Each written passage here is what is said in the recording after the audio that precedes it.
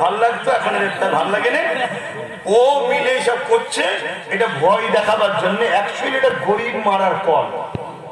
আমার মনে হচ্ছে এটা গরিব মারার ফল। আর গরিবদের তো বাপ কিছু করার নেই, গরিবরা 500 টাকায় বিক্রি হওয়া লোক। এটা গরিবদেরও দোষ আছে, আছে না নাই? এই সামনে দিন আসছে, কত ব্যাপারী বেরোবে, এলে 1000, এলে 2000, এলে মোবাইল না, এলে এই না, ভাববে কত দরদি, তো বুকা।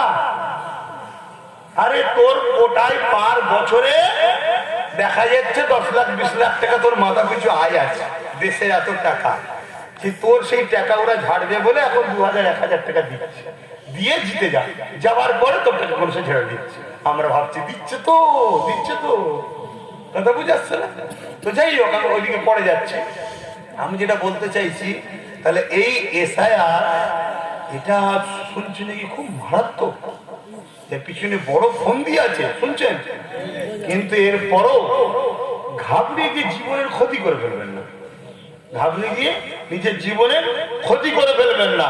এতটুকু বলতে পারি, কেউ তোমাদের সাথে নাও থাকলে আল্লাহ আছে, আল্লাহ রসুল আছে, নবীর বংশের আওলাদ আব্বাস সিদ্দিকী বলছি, একটা প্রুফ রাখবে। ওই যে এসআইআর এর যে অফিসার আসবে না, দুটো ফর্ম দেবে তো, একটাকে স্ট্যাম্প মেরে রিসিভ করে নিজের হাতে নেবে, সই যেন কর বিএলআর, আর আরেকটা যে স্ট্যাম্প মেরে রিসিভ করে তার হাতে দিচ্ছ, বিএলআর সহ একটা ফটো তুলে রাখবে।